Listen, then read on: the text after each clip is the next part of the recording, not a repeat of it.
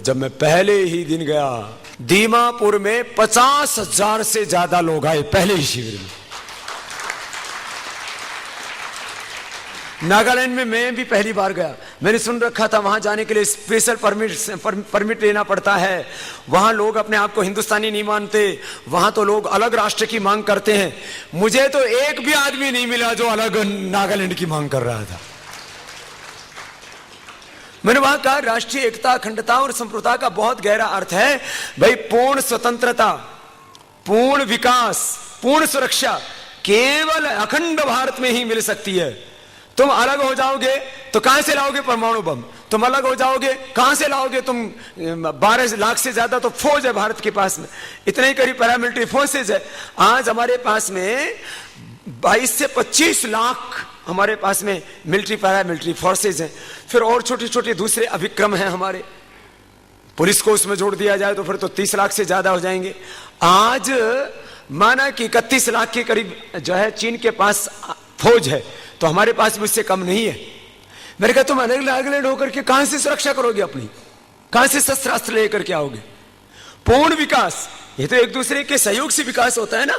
आज आप भारत के साथ जुड़े हुए हो तो सारी चीजें एक दूसरे का व्यापार, लेन देन और निर्बाध गति से होता है। दो राष्ट्र होने पर तो बहुत बाधाएं आ जाती है। पूर्ण विकास, पूर्ण सुरक्षा और पूर्ण स्वतंत्रता, सबको फ्रीडम है। कोई हिंदू है, मुसलमान है, सिख है, ईसाई है, बंधन क्या है, दिक्कत क्या है? तो सब लोगों ने कहा नहीं, बात तो बाबा जी एकदम ठीक कह रहे। और वहां जो हमने भारत माता की जय और वंदे मातरम के नारे लगाए, तो जितना जो है यहां दीमापुर से जो आवाज उठी थी, शायद वैसी आवाज तो कहीं उठी हो। इतना जबरदस्त राष्ट्रभक्ति का ज्वार वहां से उठ रहा था। क्या चीजें बोली? Self discipline, self confidence and hard work. अब सेल्फ डिसिप्लिन में रहेंगे, टाइम से उठेंगे, समय से उठेंगे, समय से तैयार होंगे। पता लगा भागते भागते ब्रश कर रहे हैं, भागते भागते स्नान कर रहे हैं, भागते भागते खा रहे हैं, भागते भागते कभी पता लगा कुर्ता ही उल्टा पहन लिया, पैंट उल्टी पहन ली। ऐसा होता है आपके साथ कई बार। पत्नी बताती है अजय आज उल्टा कुर्ता क्यों पहन लिया? अरे बोले मुझे जल्दी है। समय से उठोगे नहीं, समय से स्नान नहीं करोगे। मुझे एक वैज्ञानिक मिला, हमारे ओपी श्रीवास्तव जी का वो बहन का पति है, उसका नाम मुझे नहीं पता, लेकिन उस आदमी की एक बात मुझे बहुत अच्छी लगी। वो उसको घड़ी में देख के आप पता लगा सकते हो वो ब्रश किस टाइम करता है, स्नान किस टाइम करता है, खाना किस टाइम खाता है, सोने किस टाइम जाता है। ऐसा भी आदमी होता है। माने घड़ी देख करके मुझे सुबह 5 बजे ब्रश करना है तो 5 बजे स्टार्ट, 12:05 या 10 मिनट पर उसने समय निर्धारित कर, इतने बजे खाना खाना है तो टेबल पर खाना स्टार्ट, इतने बजे ऑफिस में पहुंचना है तो उससे 5 मिनट पहले ऑफिस में हाजिर। ऐसा, ये मैं अपना उदाहरण नहीं दे रहा हूं, ऐसे बहुत लोग हैं। तो जो ऐसे करेगा, समय से जाएगा, कॉन्फिडेंस पूरा होगा, मेहनत पूरी करेगा, तो उसका काम पूरा होगा कि नहीं होगा? उसको स्ट्रेस होगा। स्ट्रेस होने के 3 ही कारण हैं। मैंने स्ट्रेस मैनेजमेंट के ऊपर पूरी दुनिया में बहुत भाषण दिए। ये स्ट्रेस होता क्यों है? स्ट्रेस तो अर्जुन को भी हो गया था। गांडीवम संस्कृति हस्ता त्वचैव परिदह्यते नहीं शक्नोमि अवस्था तुम भ्रमति वचे मयि मनः। बोले मेरा तो शरीर कांपा जा रहा है, गांडीव छूटा जा रहा है, पसीना आ जाता है। आप भी देखते हो ना, स्ट्रेस में जब होते हो ना तो माथे पर पसीना आ जाता है, बगल में पसीना आ जाता है, घबराहट से होने लगती है, पेट में गुड़गुड़ होने लगता है, दिल में धक धक धक होने लगता है। होता है ना ऐसा? फिर पता नहीं हम कर पाएंगे नहीं कर पाएंगे, ऐसा होता है ना। ये सब स्ट्रेस है। क्यों होता है?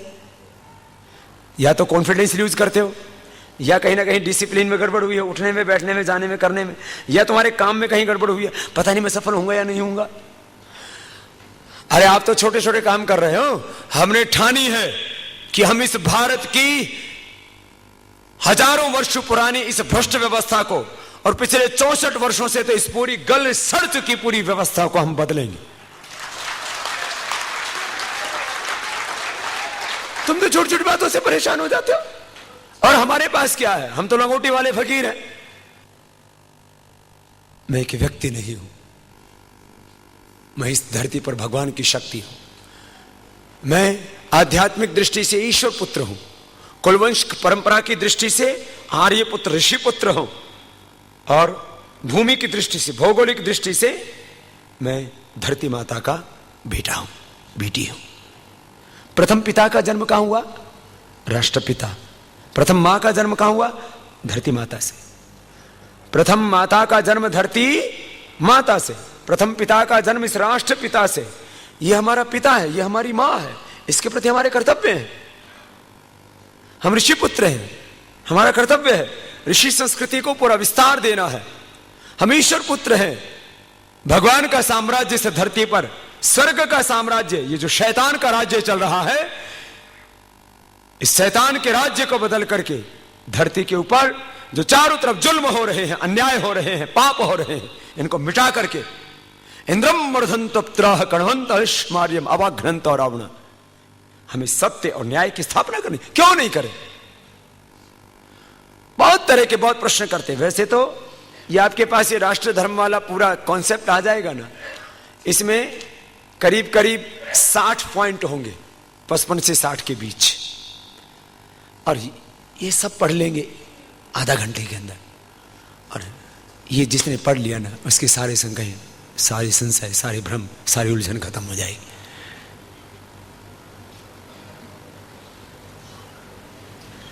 एक एक बात इसके अंदर डाल दी मैंने।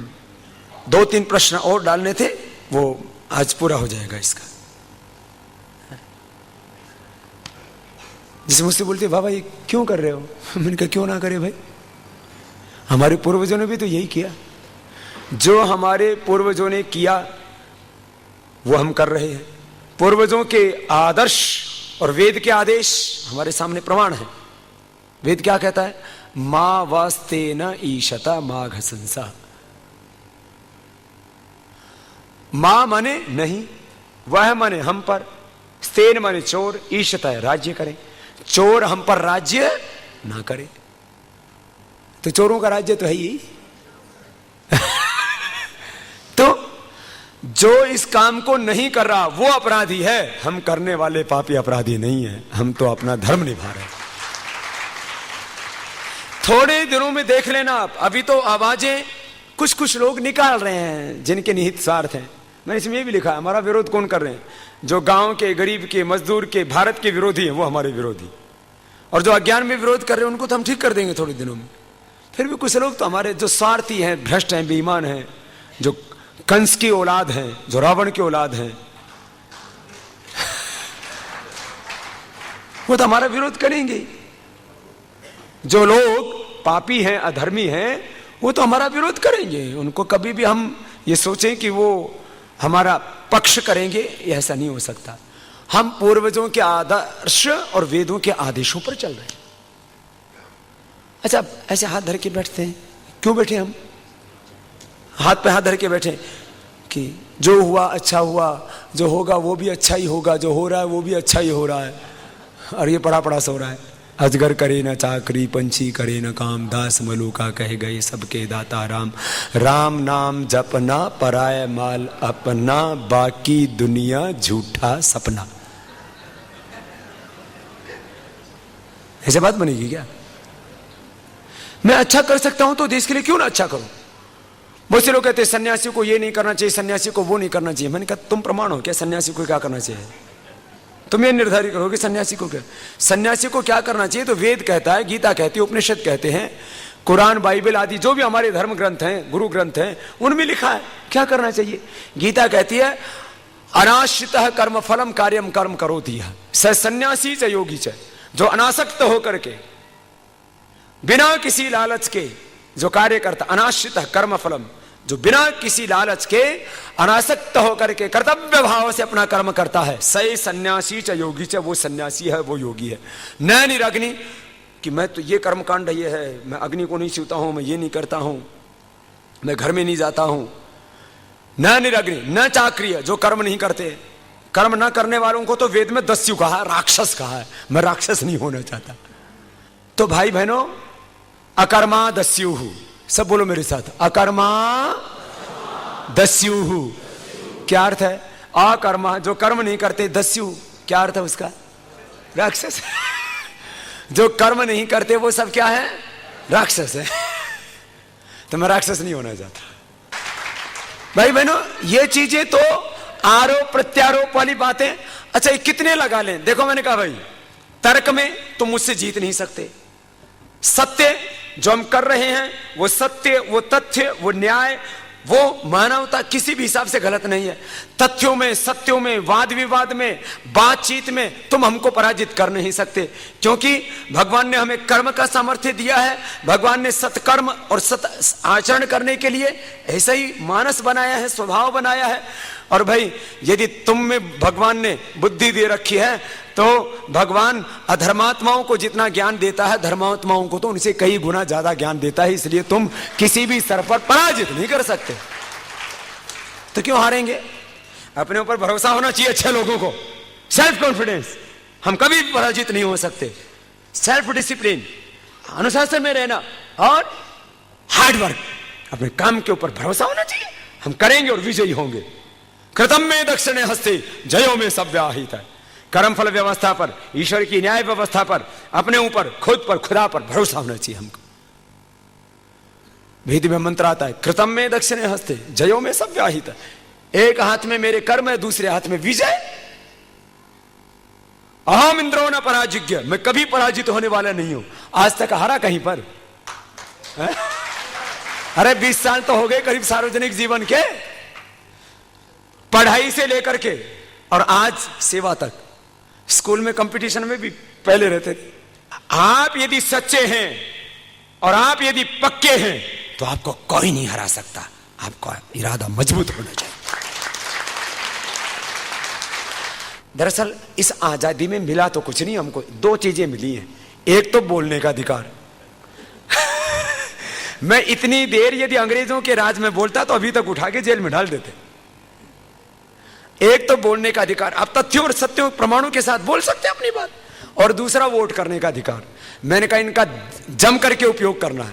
पाप के खिलाफ पूरे देश में आवाज उठानी है, और जिस दिन वोट करने की बारी आएगी उस दिन राजनीति का सारा पाप साफ कर देना है।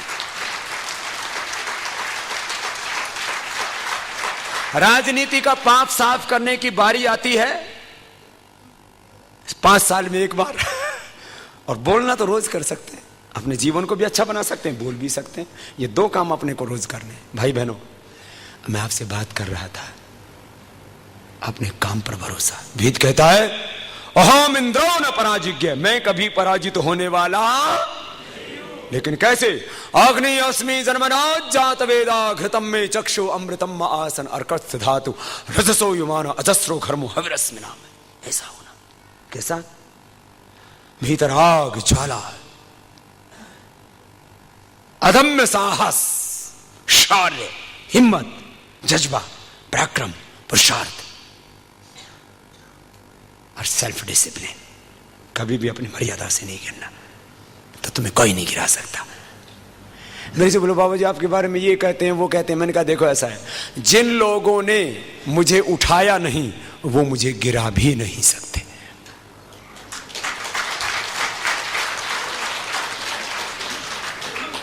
मैं अपने कर्मों से उठाऊं तो अपने कर्मों से गिरूंगा, किसी के गिराने से नहीं करूंगा। जिस दिन मैं गिर गया मुझे कोई बचा नहीं सकेगा। और जब तक मैं अपने कर्म और धर्म पर स्थित हूं मुझे कोई नहीं डिगा सकता। ये कुछ बातें अलग अलग संदर्भों के आपको इसलिए कही हैं कि जिंदगी में ये सब कुछ आपको भी फेस करना पड़ता है। अलग अलग संदर्भों पूरी पवित्रता से अपने स्वधर्म में डटे रहो, आत्मधर्म में डटे रहो और स्वधर्म को, राष्ट्र धर्म को पूरी निष्ठा से निभाओ। बात यह है, अपने को एक एक गांव में भारत स्वाभिमान की इकाई बनाना है, एक एक गांव में। और उसको अपनी बात ही समझा देनी है। क्या समझा देना है? अपना देश के प्रति धर्म क्या है। अपना हाथ काटे तो कटने देंगे, अपना कोई घर लूटे तो लूटने देंगे। क्यों? देश, हाथ मेरा है, घर मेरा है। घर नहीं लूटने दोगे ना तुम अपना, और हाथ काटे तो कटने दोगे। तो भारत माता के ऊपर जो घाव कर रहे हैं और भारत को लूट रहे हैं, तो ये भी तो अपना देश है ना, मेरा देश है। मैं इसको नहीं लूटने दूंगा। इसमें ये छोटी छोटी बातें हैं ऐसी, तो ये सबके पास पहुंचानी, एक एक गांव के आदमी के पास। देखो कोई भी आंदोलन जब सफल होता है ना, उसमें क्या होता है, एक होता है संगठन, संगठन अंतिम आदमी तक पहुंच जाए। सबसे बड़ी चीज किसी भी अभियान की सफलता में क्या होती है, एक होता है संगठन, दूसरा सबसे बड़ी बात एक संगठन, दूसरा निरंतर सेवा, तीसरी बात पवित्रता, और चौथी बात सामर्थ्य। आर्थिक सामर्थ्य भी उसमें बहुत जरूरी है। आर्थिक सामर्थ्य नहीं होगा तो ज्यादा दिन तक आप किसी काम को चला नहीं सकोगे, बैठ जाओगे। संगठन अब 1 लाख से ज्यादा गांव में तो ऑलरेडी खड़ा हो चुका है, अब एक एक गांव में खड़ा कर देना है, और उनको सबको क्या बताना है, इसमें ये सारा लिटरेचर इतना सा है, खाली ये इतना सा, ये पूरा आ गया, ये इतना सा लिटरेचर है। और इसमें क्या क्या है, इसमें जो है ये ग्राम समिति निर्माण की प्रक्रिया, उसका उद्देश्य, फिर दैनिक जीवन का योगाभ्यास, स्वदेशी विदेशी वस्तुओं की सूची, आदर्श ग्राम निर्माण योजना, राष्ट्र धर्म, काले धन के 5 मूल स्रोत और उनका समाधान, सबको बताना है। ये भ्रष्टाचार क्या है, काला धन क्या है, इसके हानि से क्या हो, बस इतनी सी सामग्री है। तो संगठन का विस्तार हो चुका है, निरंतर सेवा का काम चल रहा है, पूरी पवित्रता से सब काम कर रहे हैं। बस आप लोगों से एक अपेक्षा है, थोड़ा सा आर्थिक सामर्थ्य इस काम में लगा दो।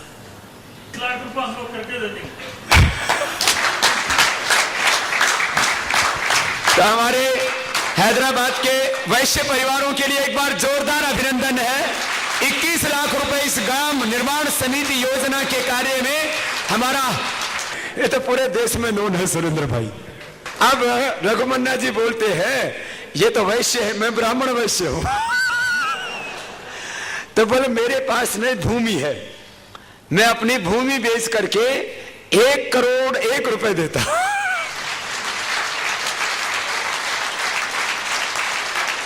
कुछ लोग भवन निर्माण में, कुछ लोग स्कूल कॉलेज में, गाड़ी स्कूटर निर्माण में जीवन लगा देते हैं। व्यक्ति निर्माण, ग्राम निर्माण और राष्ट्र निर्माण का काम सर्वश्रेष्ठ काम है, इससे बढ़िया और कुछ काम नहीं है। स्वामी उमानंद सरस्वती, जिनका नाम संन्यास से पूर्व आचार्य भगवान देव था, उन्होंने ऋषियों द्वारा प्रतिपादित शिक्षा पद्धति को प्रतिष्ठापित करने के लिए जीवन भर संघर्ष किया और आज शिक्षा प्रणाली को प्रचलित करने के लिए इतिहास में उनको सदा